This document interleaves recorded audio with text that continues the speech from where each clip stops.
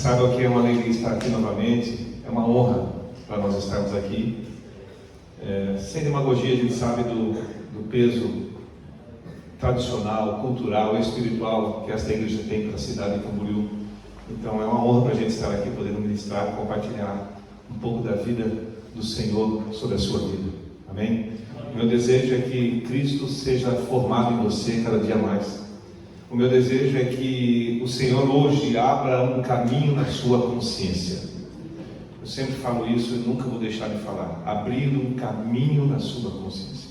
Que o Senhor possa quebrar toda a resistência que você tenha de entendimento, de compreensão, e que o Senhor possa crescer na sua vida mais uma porção.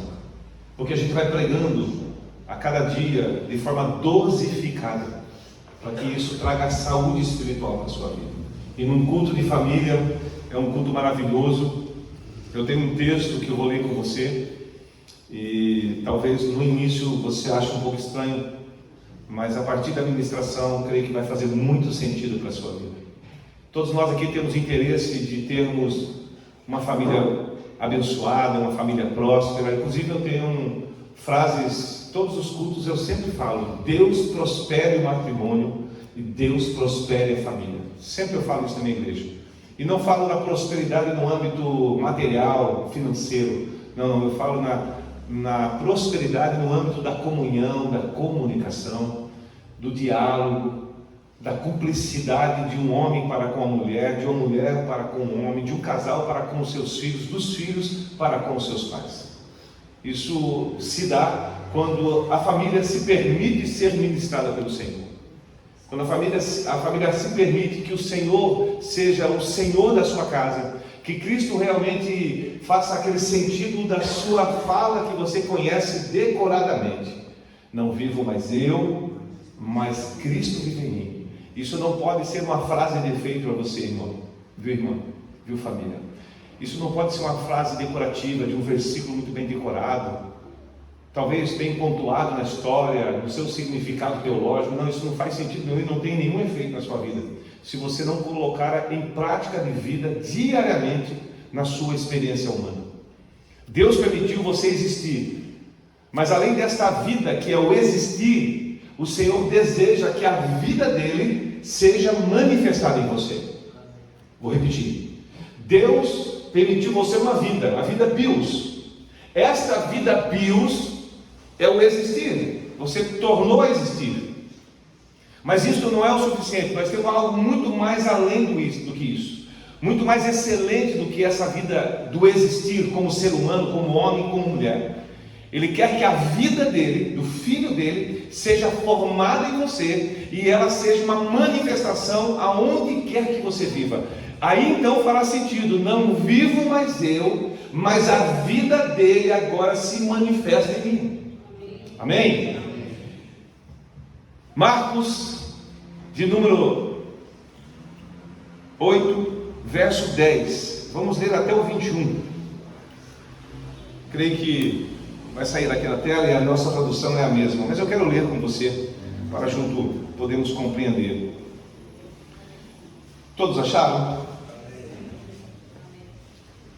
Vamos ler juntos esse texto rico que faz todo sentido na sua vida, e você precisa saber o que está imperando na sua vida, o que está influenciando a sua vida, o que realmente te governa. Isso faz a diferença. Então vamos ler, versículo 10, capítulo 8 do livro de Marcos. Logo a seguir, tendo embarcado juntamente com seus discípulos, partiu para as regiões de Dalmanuta. E saindo os fariseus, puseram-se a discutir com ele, e, tentando-o, pediram-lhe um sinal do céu. Jesus, porém, arrancou do íntimo do teu espírito um gemido, e disse: por que pede esta geração um sinal? Em verdade vos digo que esta geração não se lhe dará sinal algum. E deixando-os, tornou a embarcar, e foi para o outro lado. Versículo 14. Ora, aconteceu que eles se esqueceram de levar pães, e no barco não tinham consigo senão um só. Preveniu-os Jesus, dizendo: vede, guardai-vos do fermento dos fariseus e do fermento de Herodes. Versículo 15 novamente. Preveniu-os Jesus, dizendo: vede, guardai-vos do fermento de fariseus e do fermento de Herodes. E eles discorriam entre si: é que não temos pão. Jesus, percebendo-o, lhes perguntou: por que discorreis sobre o não terdes pão? Ainda não considerastes, nem compreendestes? Tendes o coração endurecido? Tendo olhos não veem? Tendo ouvidos não ouvem? Não vos lembrais de que quando partiu 5 pães para 5.000 pessoas, quantos cestos cheios de pedaços recolhestes? E eles responderam: 12, Senhor. E de quando partiu 7 pães para 4.000 pessoas, quantos cestos cheios de pedaços recolhestes? Eles responderam: 7, Senhor. Aos que Jesus lhe disse: não compreendeis ainda? Esse texto, irmãos, ele traz um alerta para a nossa vida, e é o que eu quero deixar para você nessa noite. Quando o pastor Cláudio me convidou para estar aqui ministrando a palavra do Senhor à sua vida, eu fui pedir para Deus uma direção, porque é fato, irmão, que pastores têm muitos textos, muitas histórias, muitas pregações, muitos sermões, muitos esboços guardados em suas Bíblias. Todo pastor, ou aquele que almeja ministrar a palavra, sempre vai ter. Mas o fato não é ter uma palavra para ministrar muito bem disciplinada, com seu ponto 1, ponto 2, ponto 3, com o seu passo a passo, com os seus pontos de versículos para sustentar aquilo que está falando. Não é sobre isso. Nós temos que entender que nós temos que pedir a Deus uma direção do que Ele quer falar àquele povo, do que Ele quer falar naquela noite. Essa responsabilidade abre no nosso coração um sinal verde, para que o Espírito Santo possa lhe dar clareza daquilo que realmente vai impartir ao seu coração, daquilo que realmente vai fazer sentido para você, daquilo que vai trazer para você, como eu falei aqui, um caminho na sua consciência, onde vai despertar o seu coração, a sua mente, onde vai quebrantar aquele coração endurecido, como Jesus acabou de falar aqui no texto que eu li com você. Ele falava com os seus discípulos, ele não falava com o novo convertido. Jesus não estava conversando com pessoas ímpias, satânicos, espíritas, gentios, não, ele estava conversando com um povo crente que ouvia a palavra dele todos os dias. Ele estava falando com pessoas que viram milagres fora do normal. Ele estava falando com pessoas que viram ensinamentos profundos que talvez em toda a sua vida e a minha vida nós vamos ouvir. Ele falou com pessoas que viram milagres que chegaram, talvez nós vivamos toda a nossa vida e não chegamos a ver os milagres que esses homens viram. No entanto, eles tinham dificuldade de compreender. No entanto, eles tinham o seu coração endurecido. Jesus estava questionando eles, porque eles estavam preocupados com o pão. Eles subiram naquela embarcação, e ao subir naquela embarcação para ir para o outro lado, Jesus questiona eles, e eles ficam preocupados que não tiveram pão. E Jesus novamente fala: vocês não compreenderam ainda tudo que eu estou realizando na sua vida? Vocês não pararam para pensar o quanto eu já fiz na sua vida?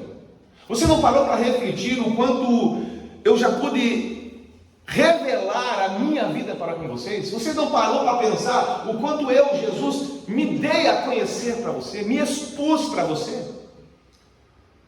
Ele entra numa questão dos fariseus questionarem ele. Antes dessa viagem, antes dessa discussão, Jesus está com os fariseus, e quando falamos de fariseus, nós precisamos entender que eles são doutores da lei, são pessoas extremamente entendidas da Torá, da lei, são pessoas religiosas, são pessoas que conhecem do que estão falando, são pessoas naquele mundo, naquela época, que são referência de religião. E Jesus conversa com os fariseus, e os fariseus o questionam. Qual é o questionamento em destaque? Me dá um sinal, me dá uma prova que você é o Jesus, que você é o Cristo. E Jesus, com a sua habilidade, com a sua meiguice, com o seu cavalheirismo, com o seu amor, ele diz assim: nenhum sinal será dado mais para vocês. Por que ele fala que nenhum sinal será dado?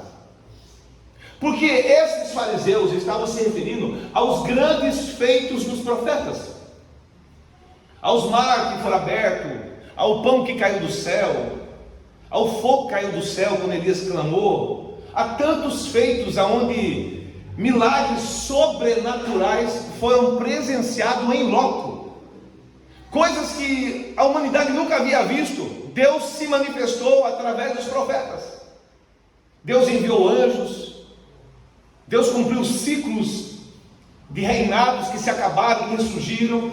Deus guardou o seu povo, abençoou o seu povo. Então muitos sinais foram dados.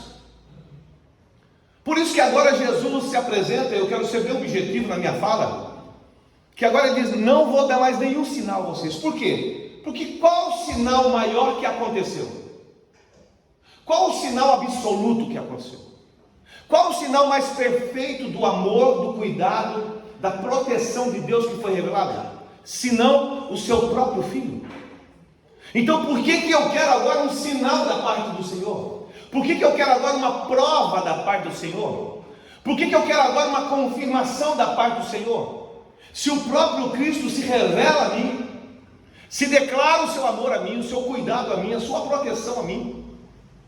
E Jesus, quando tem essa conversa e declara que não vai dar mais nenhum sinal, ele entra no barco e ele começa agora a discussão agora com os seus discípulos, com aqueles que tinham que ter total entendimento de tudo que eles estavam vendo, de tudo que eles estavam vivendo. Isso fala muito conosco. Quantos anos nós já caminhamos com o Senhor? E o quanto de fato já crescemos no Senhor? Quantos anos vivemos com o Senhor?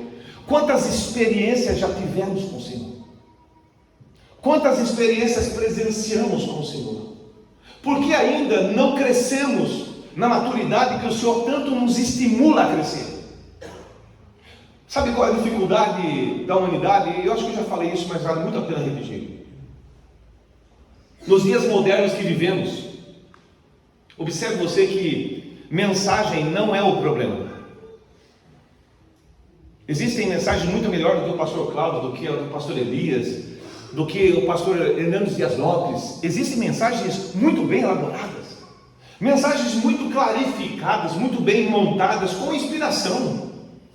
Existem mensagens das mais diversas que para atender todos os gostos. Você abre o Instagram, você abre o YouTube, você abre um canal TV, uma TV aberta, um canal fechado, você escolhe o tipo de mensagem que você quer ouvir. Espera aí, se mensagem não é o problema, qual é o real problema que estamos tendo? Por que a família está em crise? Por que as vidas conjugais estão em crise? Por que os matrimônios estão se desfazendo? Nós temos que parar para pensar. Se mensagem nós temos de sobra, ensinamento, livros, pregações, hinos maravilhosos que promovem o amor entre a família, a comunhão entre a família, nós temos todas as ferramentas. Acho que nunca houve na história humana uma geração como a minha e a sua que desfruta de muitas mensagens maravilhosas. Vocês concordam com isso? Qual é o problema que não há transformação? Qual é o problema que não há uma conversão na mesma proporção que as mensagens são pregadas? Uma resposta muito simples. A mensagem não é a principal ferramenta de transformação. Preste atenção para você não dizer que eu preguei uma heresia. A mensagem é necessária? Sim, para quebrar qualquer mau entendimento do que eu estou falando. A mensagem é necessária? Sim, porque o próprio Jesus pregava. Mas preste atenção no que eu estou falando. A mensagem não é a principal ferramenta que está sendo falha nos dias de hoje para uma conversão, para uma transformação da mente de um homem, de uma mulher, de um casal, de uma família. Sabe qual é o problema? Não é a mensagem, é as pessoas não conseguirem ver Jesus na sua vida. O grande problema nosso é que as pessoas contemplam o nosso casamento, as pessoas contemplam a nossa família, os nossos filhos, e ela não consegue visualizar a vida de Cristo sendo formada no nosso matrimônio, na nossa família, no nosso casamento, nos nossos negócios, na nossa vizinhança, na nossa empresa, no trabalho onde estamos, as pessoas não conseguem contemplar a vida de Cristo em nós. Consegue entender o que eu estou falando? Então eu preciso despertar você. Por que não conseguem ver Cristo em nós? E aqui, é óbvio que tem famílias aqui que são referência no seu relacionamento matrimonial, no seu relacionamento familiar, no seu relacionamento das suas finanças, os seus negócios, como colaborador da empresa, como empresário. Eu não estou aqui dizendo que é algo generalizado, eu quero trazer a você um despertamento.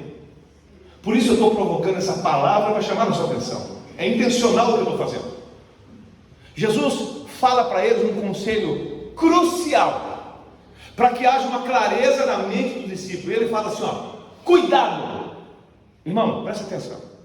Quando Jesus fala cuidado, não é igual o pastor Cláudio fala assim, pastor Elias, cuidado em descer esse degrau. Quando Jesus fala cuidado, não é igual uma mãe fala assim, filho, cuidado, você vai cair. Filho, vai quebrar esse copo. Cuidado, filho, você vai se machucar. Não é esse cuidado superficial e comum.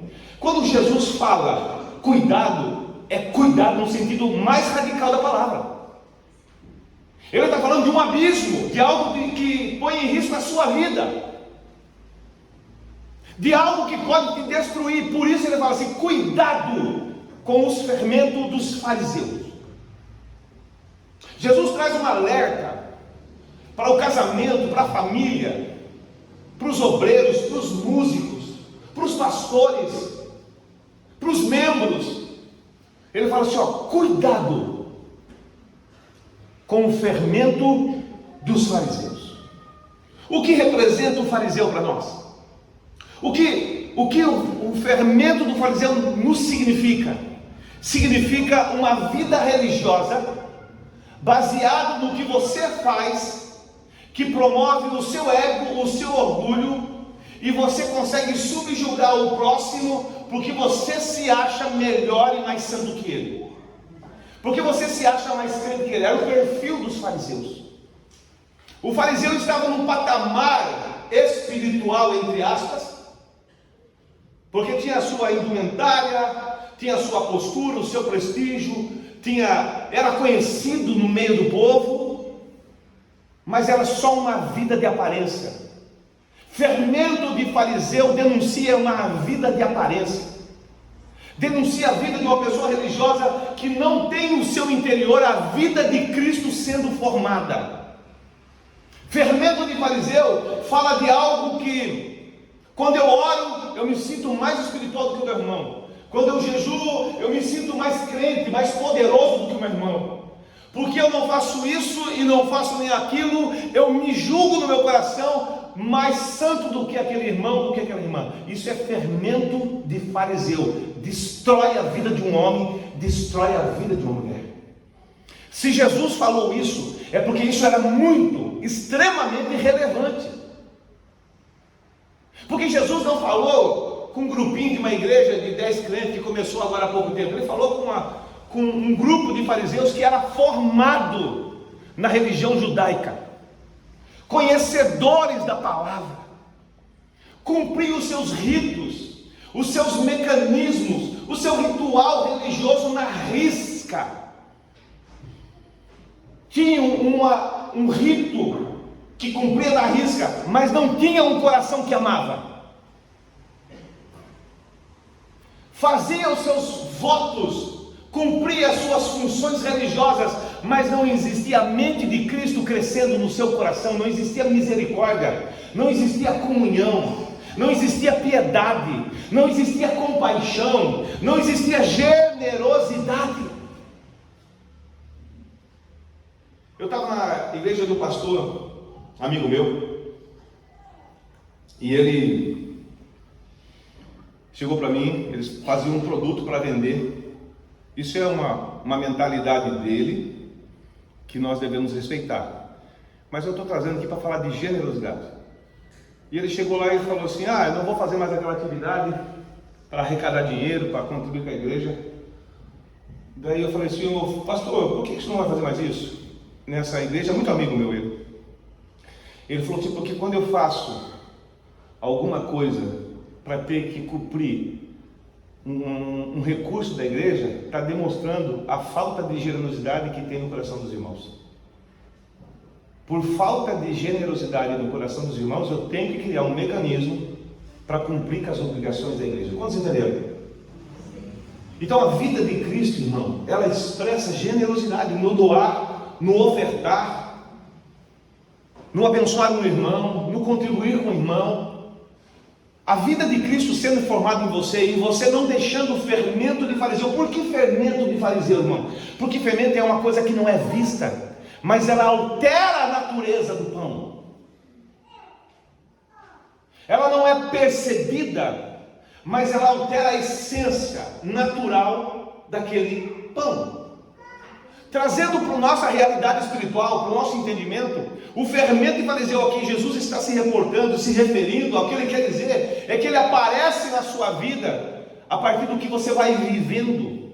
E ele é um princípio de corrupção, de ser corrompido, de alterar a sua natureza. Você foi criado para uma única finalidade. Qual finalidade? O homem e a mulher foi criado com a finalidade de expressar a vida de Cristo aonde quer que ele esteja.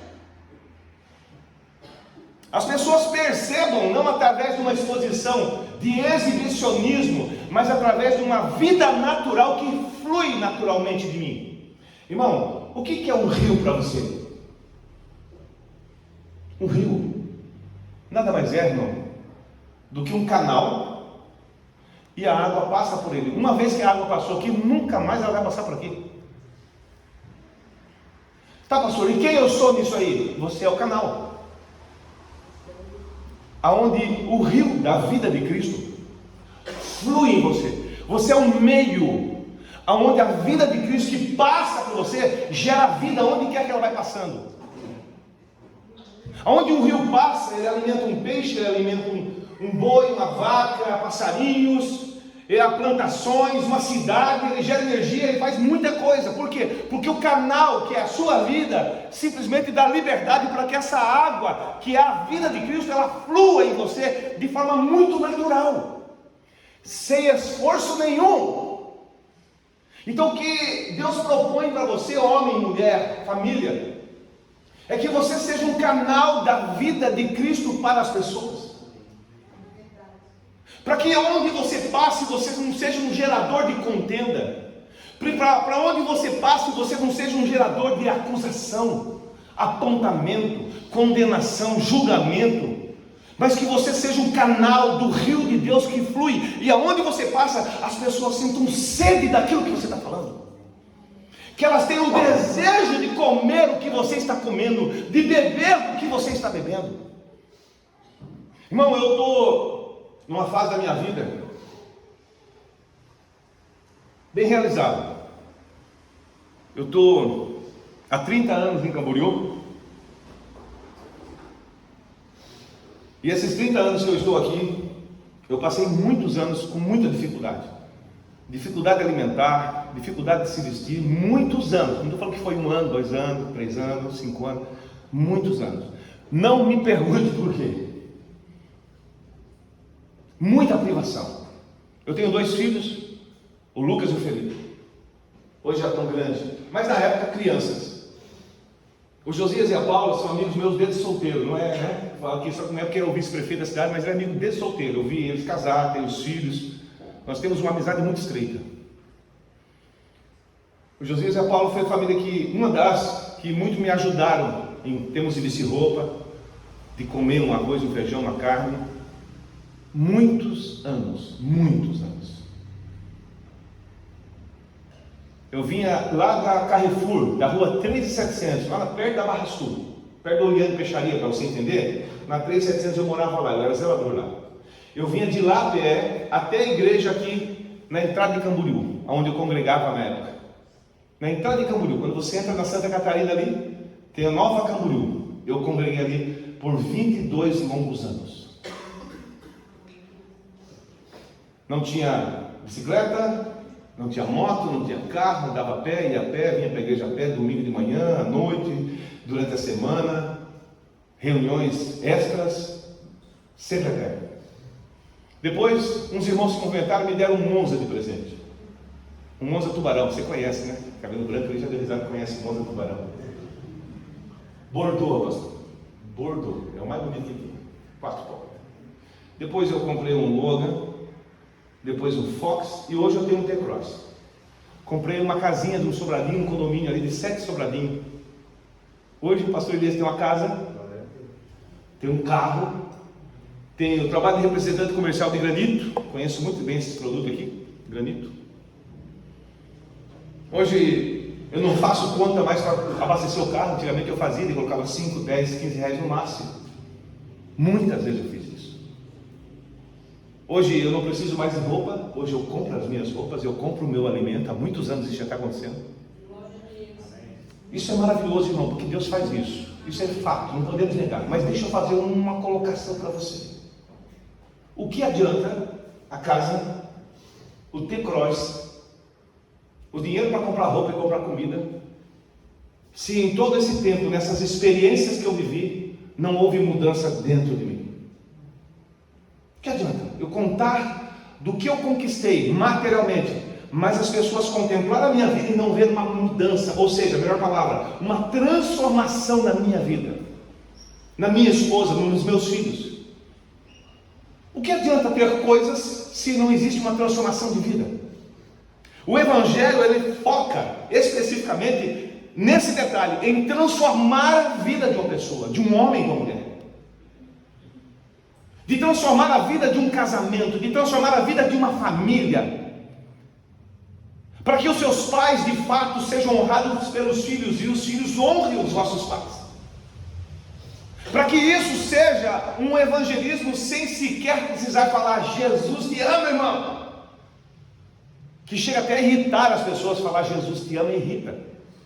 Por quê? Porque o que ele quer ver não é o Jesus te ama, ele quer ver esse Jesus te ama na sua vida. Quantos estão entendendo o que eu estou falando? E Jesus vem com alerta: cuidado com o fermento dos fariseus.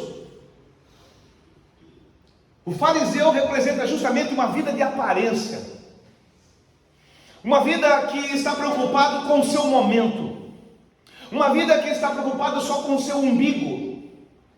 O fariseu é uma figura de linguagem que Jesus nos apresenta para que nós tenhamos um cuidado de que nós não deixamos este fermento farisaico entrar no nosso matrimônio, alterar a natureza da nossa vida, tirar a pureza da nossa vida que o Senhor nos promoveu. Na cruz, Ele nos promoveu uma santidade, uma vida pura.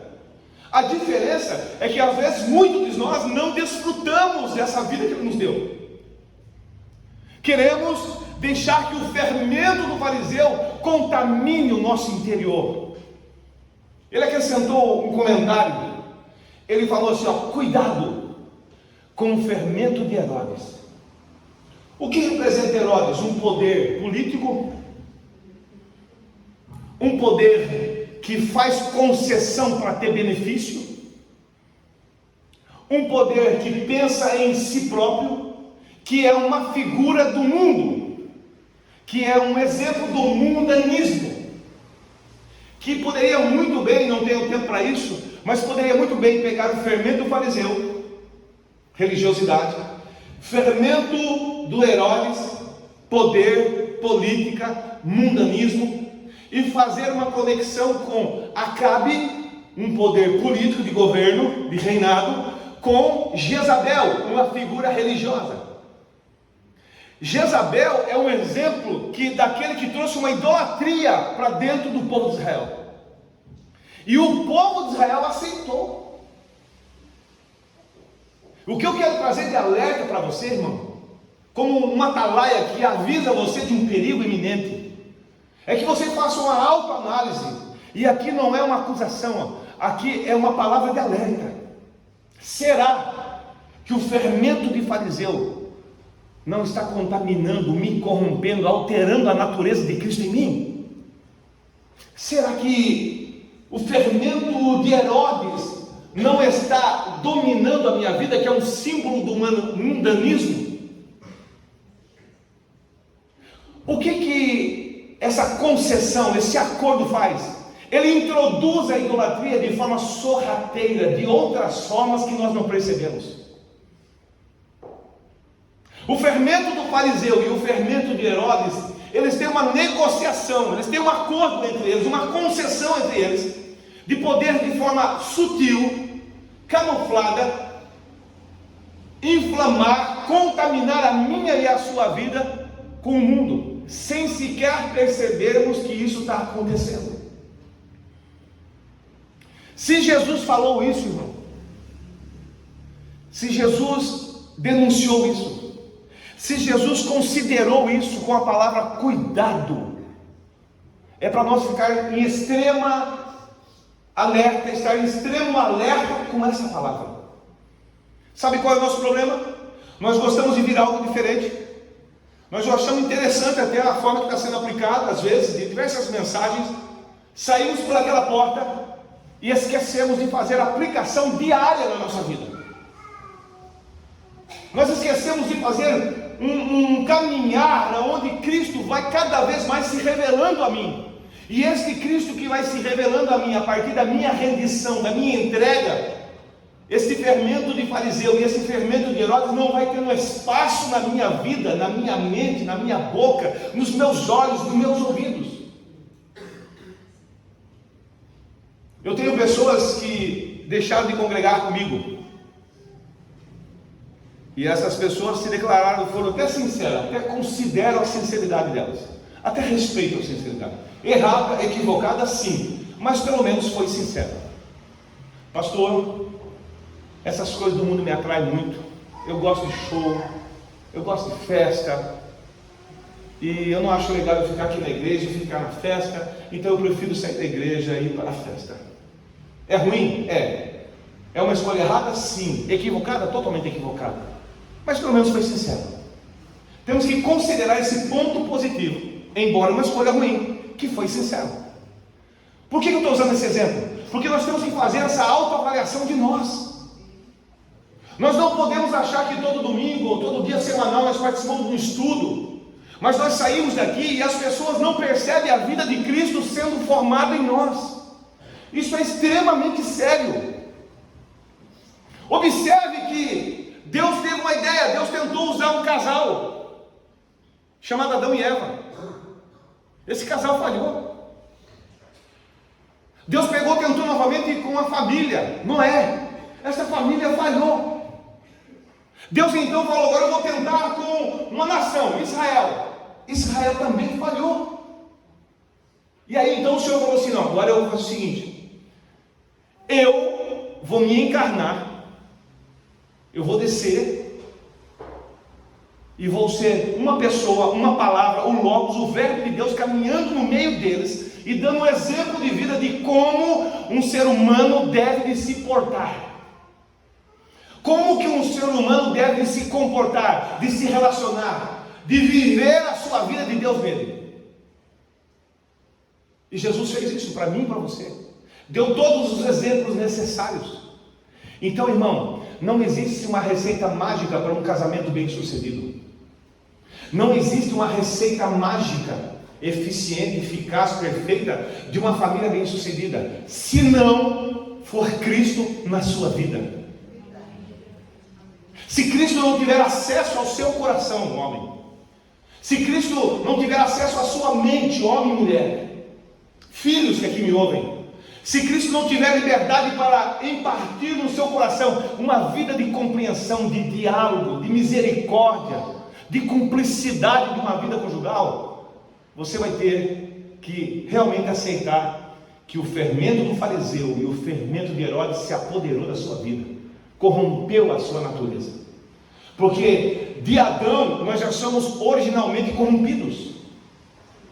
Então a vida de Cristo foi a vida que se ofertou para regenerar você, para reconciliar você, para trazer a você a sua natureza real.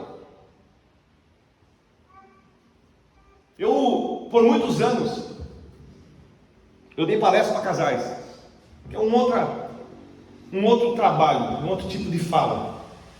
E muitas vezes eu vinha na minha infantilidade, na minha ignorância ministerial, trazer entre os casais, numa reunião fechada, uma solução de vida íntima, para o casal ser bem sucedido. Olha a infantilidade minha, olha a minha incoerência bíblica. Trazer algumas formas saudáveis na minha ignorância, coerentes na minha ignorância, para trazer um resultado para que os casais se dê bem no que diz respeito à vida íntima. Isso é uma ignorância total, irmão. Porque se a vida de Cristo tiver liberdade sobre a sua consciência, sobre o seu coração, sobre o seu viver, se você ousar deixar que a vida de Cristo vá se formando dentro dessa natureza rebelde e inimiga de Deus que nós temos, e vá nos limpando interiormente desse egoísmo, dessa arrogância, dessa soberba, dessa vida miserável, avarenta espiritualmente que nós temos, se nós deixarmos que Cristo seja formado em nosso interior, é óbvio que você vai saber naturalmente do que convém ou que não convém, porque agora não é a sua mente corrompida, agora é a mente de Cristo sendo o governo da sua vida. Quantos entenderam? Amém. Então nós precisamos fazer uma avaliação muito básica. Se nós não estamos sendo idólatras, achando que ainda estamos servindo ao Senhor.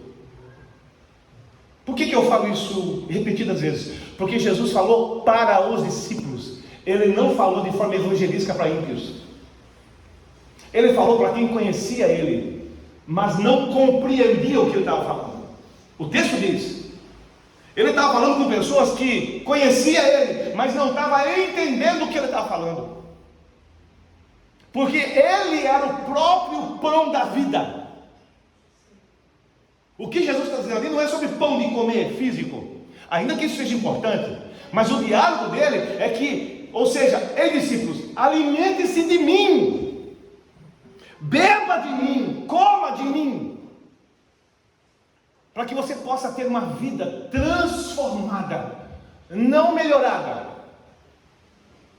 Você não pode ter uma vida, eu não bebo mais, eu não uso mais droga, eu não fumo mais. Irmão, essas coisas é muito superficial, ainda que são extremamente relevantes e importantes, mas o que Cristo está propondo é muito mais além do que isso. A transformação não é uma melhora, porque melhorar, tem outras seitas que melhoram a vida do homem do mesmo jeito, irmão. Agora, transformar a mente de um homem, o coração de um homem, e por consequência dessa transformação, o seu casamento vai ser transformado, a sua família vai ser transformada. Irmão, nós estamos vivendo um tempo, faz um ano, estava falando com o pastor Cláudio,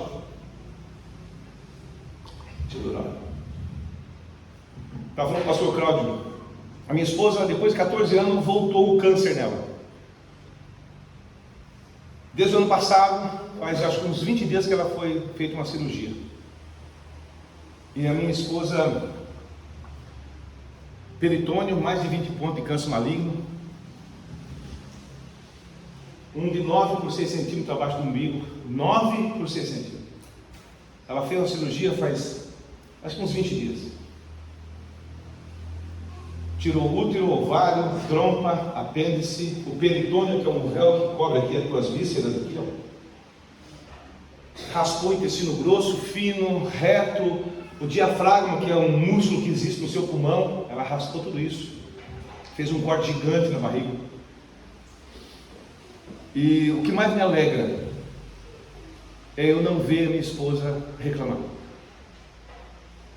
O que mais me alegra, o que mais me edifica, o que mais desperta a minha atenção de que Cristo está sendo formado nela, é que ela enfrentando uma segunda vez algo tão grave, tão terrível, que está em risco a sua própria vida, não deixa ela em pânico, não deixa ela uma pessoa vitimizada, não deixa ela uma pessoa revoltada, não deixa ela ser uma pessoa indignada. Eu converso com elas várias vezes, meu filho e todas as pessoas que têm acesso à minha casa, a conversa com ela, e ela simplesmente traz uma comunicação, que ela tem uma mente pacificada, a paz que excede todo o entendimento.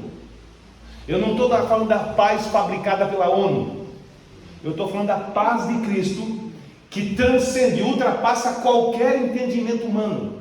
aonde você não se preocupa nem com a sua própria vida.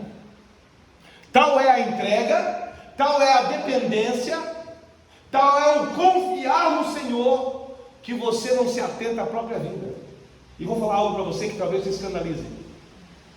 Dentro de um ano, pouquíssimas vezes nós oramos por cura. Pouquíssimas. Acho que dá para contar na palma de uma mão. Mas por que, pastor? O senhor não ama sua esposa não quer viver? Quer. Eu amo ela e ela quer viver. Pensa numa mulher que tem prazer de viver. É porque a nossa oração durante esse tempo era a seguinte: oramos por cura, sim. E depois falei: Senhor, o que o Senhor quer nos ensinar nessa experiência?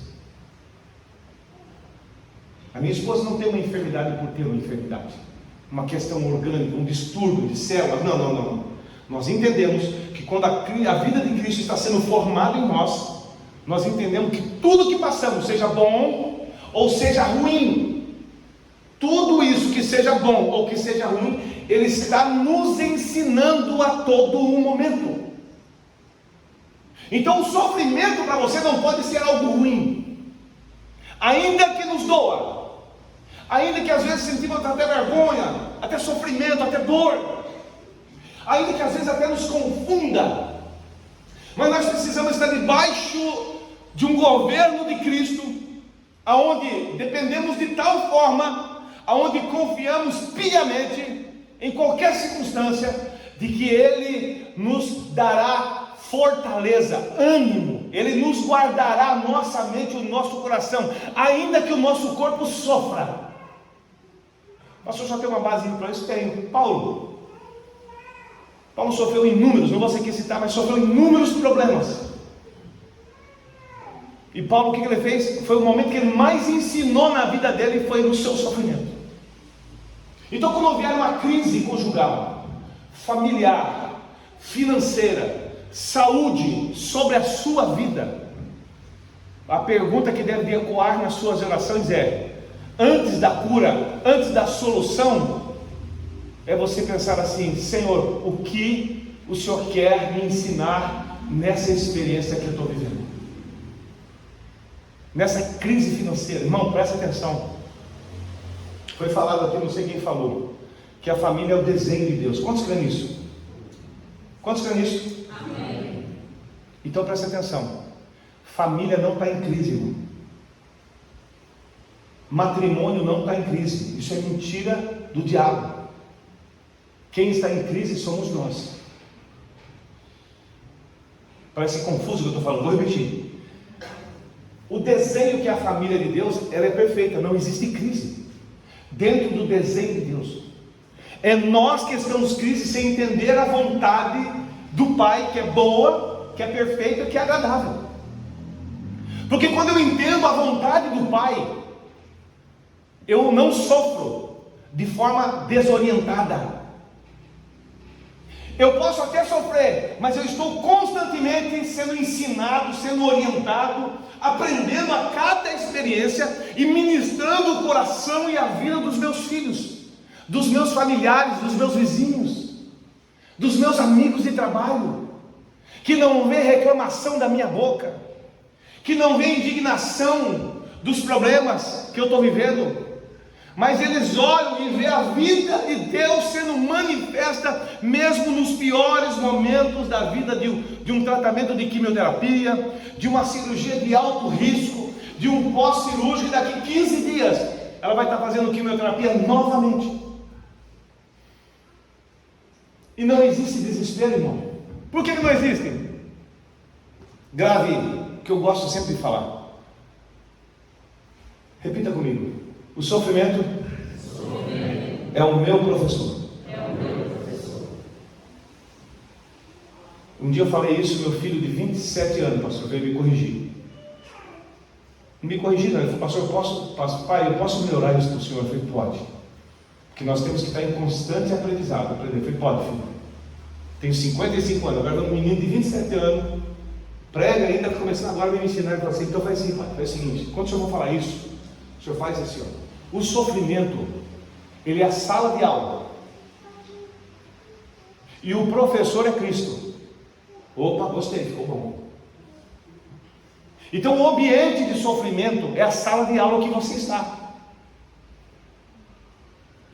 E Cristo é o professor a quem você deve se reportar para solucionar esse problema, esse sofrimento, esse exame que você está fazendo que faz você sofrer. Não tem aluno que mata a aula, quer sair, quer ir embora, quer desistir. Eu não quero mais, a ciência é ruim, eu não quero aprender. Mas tem aquele aluno que chega ali e fala assim: ô professor, me ensina aqui, essa parte eu não entendi. Me ajuda aqui, por favor, me orienta aqui. Ele não está nem preocupado. O aluno que é maduro, o filho que é maduro, o marido, a mulher, a família que é madura, o filho de Deus que é maduro, ele não está preocupado com a solução da cura. Ele não está preocupado com a solução financeira. Ele não está preocupado com o seu umbigo, com o resultado da vitória ou da bênção que ele vai alcançar. Ele não está preocupado. O filho maduro está preocupado em aprender naquela experiência. É totalmente diferente. Por isso, se preocuparmos com o fariseu, fermento no fariseu, se não está nos corrompendo. Por isso, se preocupar com o fermento de Herodes, se não está nos corrompendo. Porque se eu dar crédito à vida de Cristo em mim, que vai sendo formada a cada dia, eu vou me tornar um filho maduro. E as pessoas vão perceber transformações gradativas, paulatina, acontecendo no meu casamento. Eu não vou ser mais um homem avarento. Eu não vou ser mais um homem grosso. Eu não vou ser mais um homem desequilibrado, neurótico, explosivo, uma pólvora seca. Irmão, e não se iluda, irmão, que você dorme hoje um ogro, um lobisomem, e acorda amanhã um cavaleiro, um gentleman. Não se iluda com isso, você vai se frustrar. Essa transformação, que eu uso aqui um termo simpático de lobisomem, de ogro, essa transformação é gradativa, irmão. Hoje você melhora um pouco, e essa transformação ela vai trazendo em você um ambiente onde você vai deixando velhas coisas e avançando para o Senhor, que é autor e consumador da sua fé. Onde você deixa a velha bagagem, deixa a velha natureza, deixa o fermento do fariseu e o fermento de Herodes para trás. Em Lucas, se eu não me engano, 12, Mateus 12, ele fala assim: lançai fora o fermento do fariseu, lance fora e avance para o Senhor. Porque quanto mais você anda em direção a Ele, mais clarificada vai ficar a sua mente. Por que a minha esposa tem uma mente pacificada? Porque ela tem uma mente cristificada. Quanto mais você deixa a sua mente ser cristificada, mais você vai ter uma vida pacificada. Não busque ter uma vida pacificada se não for Cristo proporcionando para você. Você não vai conseguir sustentar isso. Você vai conseguir ser perene, perseverante, longevo, se você deixar a vida de Cristo governar o seu ser. Então, nós precisamos entender o que realmente importa para nós. É a solução do meu problema, da minha crise conjugal? Ou é aprender com a experiência que eu estou vivendo no momento? Fez sentido agora não pedir cura para minha esposa? Porque se eu pedir uma vez, o Senhor já ouviu. Eu confiei, eu entreguei. Agora eu vou aprender, isso me ensina. Por quê? Hebreus 5,7 ou 5,8, eu não lembro agora, diz assim, ó: mesmo sendo filho, ele aprendeu por tudo aquilo que sofreu. Mesmo Jesus sendo filho, olha o texto diz, ele aprendeu. Por isso que vem essa frase: o sofrimento ele é o nosso professor. E nós precisamos despertar a essa verdade, irmão. Não é termos uma solução miraculosa do casamento, porque o que nós buscamos é uma esposa transformada do dia para a noite, e um marido transformado do dia para a noite, e os filhos transformados do dia para a noite. Mas isso não vai acontecer. Não vai, irmão, não vamos se iludir com isso. Essa ilusão é criança crendo em Papai Noel, crendo em Saci Pererê. Você já está há anos, você precisa subir o degrau da maturidade, você precisa elevar o seu nível de compreensão, se render à vida dele. 3 anos de idade, minha neta, há uns tempos atrás. Eu não tenho vergonha de falar isso, porque isso edifica a sua vida. Eu falei que a minha vida é uma experiência. Irmão, todos os homens que sofreram na Bíblia, todos os homens, tudo o que aconteceu com Davi, com Josué, com Noé, com Ló, é Deus criando uma mensagem para comunicar essa mensagem a você. E tudo o que acontece com você é a mesma coisa. Tudo o que acontece com você, Deus vai usar para comunicar a vida de outras pessoas. Eu estava andando no carro, a minha esposa estava em tratamento, não tinha feito cirurgia ainda. Faz uns meses atrás. A minha neta sentada atrás de 3 anos de idade, meu filho de 27 e a minha esposa do lado. E dado momento no trânsito, houve um estresse no trânsito, e aí a minha esposa me chamou a atenção, e eu mais do que depressa falei de forma dura com ela. Eu não xinguei, e se xingasse eu teria falado para você sem nenhum problema, mas não, eu falei de forma dura. Eu não lembro do episódio que aconteceu direito, mas eu peguei e falei, eu lembro desse episódio que eu respondi ela de forma dura. Eu sei que fazendo, eu sou motorista, quer dirigir no meu lugar, mais ou menos assim. Vocês homens não fazem isso, mas eu fiz. Não faz, eu que viajei. Vocês são meigos. Quando a mulher chama a atenção, você fala, amor, fala vida. Vocês fazem assim, eu não, eu fui meio risco. Uma criança de 3 anos, ei, não tem a maturidade que você tem. Não tem Bíblia como você tem. Não tem anos de fé como você tem. Não conhece vida de Cristo, expressão de Cristo, manifestação de Cristo como você conhece, como entende o que eu estou falando. Uma criança de 3 anos, sentada na sua cadeirinha, falou assim, com essas palavras, vovô, não fale assim com a vovó. Ela está dodói. E para arrebentar comigo, ela falou assim, vovô, não se esqueça que ela é nossa princesa. Irmão, se uma criança percebe o que é um tratamento ruim, por que nós adultos temos dificuldade de entender? Pense bem, Deus está falando na boca dessa criança, ou não está? E eu não quero que você, homem, que faz o que eu estou fazendo aqui, o que eu estou falando, e mulher que faz o que eu estou falando, eu não quero que você fique com vergonha. Não fique constrangido. Fale assim, poxa, eu tenho uma oportunidade em Cristo de sofrer uma transformação gradativa. Eu tenho como avançar. Eu tenho como ir além daquilo que eu já estou vivendo. Nós precisamos confiar nisso. Porque senão vão passar anos e entrar anos e vão ficar falando o mesmo assunto de família a vida inteira, repetindo. Por quê? Porque não houve crescimento. Não houve amadurecimento. Por quê? Porque não houve um esforço da tua parte para isso. Não houve um desejo de você de transformar. Veja a vida desgraçada de Paulo, que quando sofre aquela experiência, olha a radicalidade da vida que ele teve, olha a mudança que ele teve, olha como ele abandonou o fermento de fariseu, literalmente, abandonou o fermento de Herodes, literalmente, e olha a vida íntegra, exemplar que esse homem teve. Será que é só ele que é capaz de poder viver isso? Será que só ele é capaz de poder desfrutar dessa vida? Será que é só para ele que Jesus deu essa vida? Não, irmão, ele deu de igual forma a todos. Todos quantos desejarem, todos quantos quererem se alimentar da vida dele em nós. Então aceitar a Jesus, carregar uma Bíblia e dar glória a Deus, aleluia, não muda a sua vida.